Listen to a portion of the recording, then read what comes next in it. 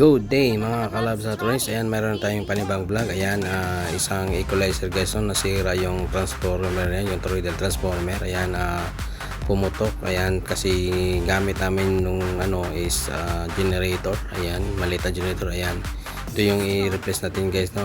Isang 15 volts na 2 amperes.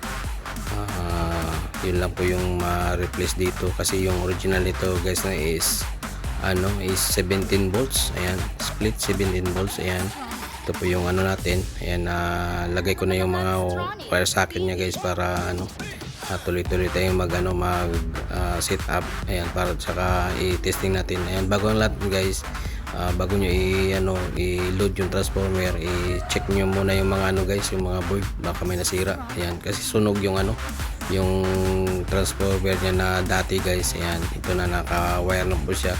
At saka nilagyan natin ng yung original socket niya. Ayan guys, i-test natin guys, no, kung gumagana ba yung yung power supply niya guys, kasi dalawa tong guys, EQ. Yung isa nasira din pero iba yung problema niya. Itong isa is transformer talaga guys.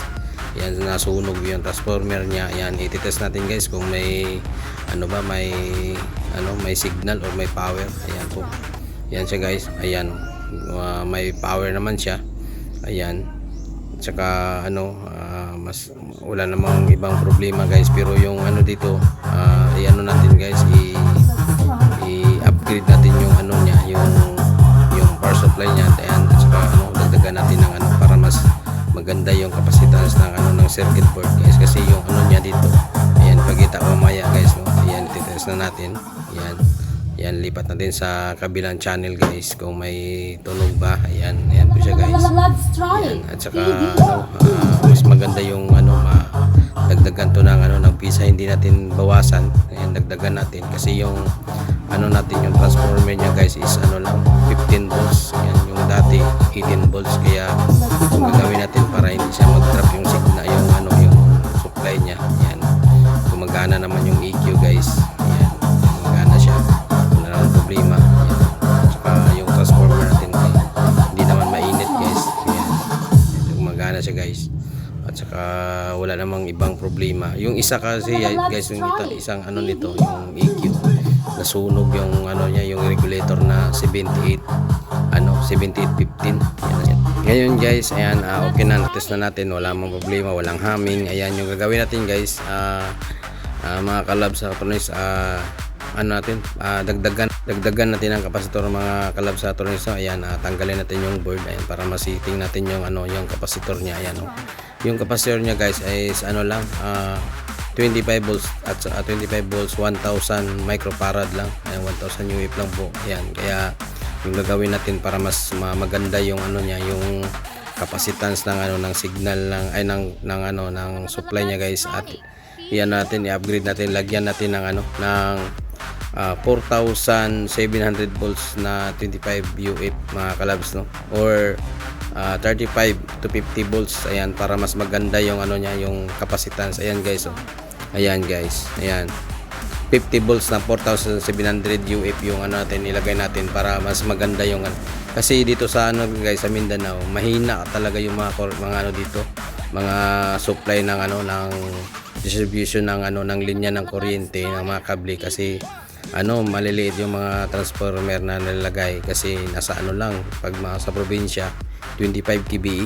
Ayan, lalo na sa mga barangay, yung nalagay dyan guys, hindi mataas na klase na na transformer. Kaya yun ang nangyari. Yung iba, kagaya nung nakaraang yung gamit namin genset, kasi yung kuryente is 170 na lang, kaya hindi gumagana yung ng maayos yung gamit. Kaya nag-provide ng genset yung ayan, nasira. Ayan, at saka ganyan talaga yan guys, masira. Kaya ngayon yung gagawin natin guys is dagdagan natin, hindi natin bawasan guys. Ayan, dagdagan natin ng kapasitor para mas maganda yung capacitance, kasi yung kapasitor guys, ayan, pundo yan ng current para hindi mag-drop yung supply niya na na 15 volts guys. Ayan, yan po yung technique natin. Ayan, pag masira yung transformer, Yan, i-upgrade na lang natin yung power supply niya guys. Ayan, wala namang ano dyan, wala namang masama kung i-upgrade natin. Ang importante mas maganda yung ano, yung travel ng ano ng kuryente guys. Ayan, papunta sa mga ano, sa IC. Ayan, yan na po guys. Yan, test na natin. Lagay na natin yung ano, yung capacitor. Ayan. Yan, shout out pala sa mga galing na mga ano guys, mga technician. Ayan, itong ginawa kong video nito guys para to sa mga ano, mga newbies kasi yung iba nagtaka. Ayan, sa ano, may sa page at saka sa ano may nagtatanong, kaya gawin natin tong ano, tutorial video. Ayan po yung capacitor niya guys. Ayan, yung ano niya, yung regulator is ano, individual po yung IC regulator. Ayan, at saka ano, yung capacitor niya guys is ano lang 1000 UF. Ayan, at saka ano, apat yung regulator niya, dalawang B- at saka dalawang B+.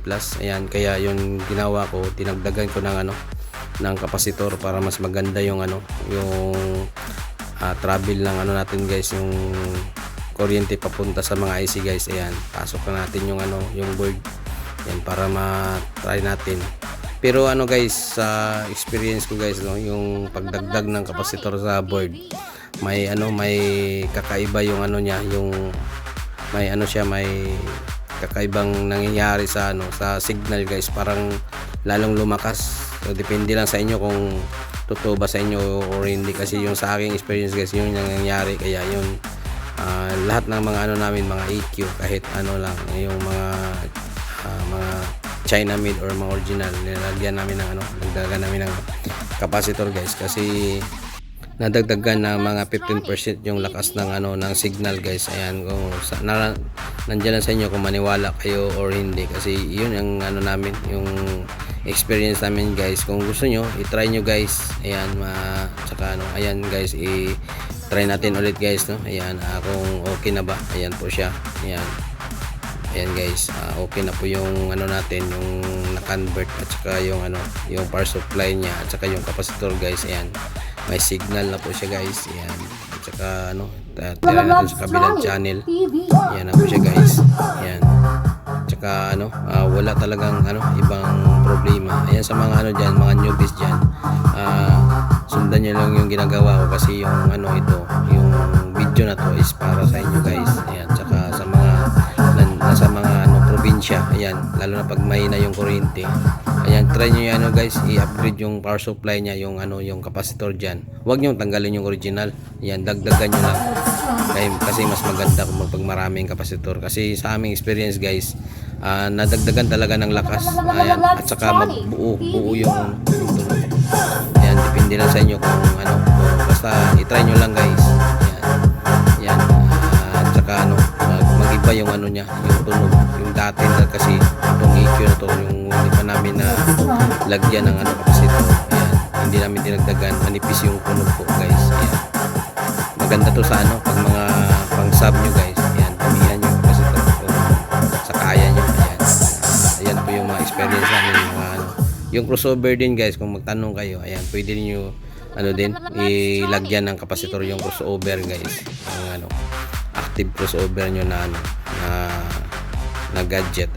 Ayan po guys. Ayan, at saka ano, salamat sa panonood guys. Ayan, cover natin yung ano, yung case niya guys, kasi para matry natin ulit. Ayan po guys. Ayan po siya. Ayan, ang ganda.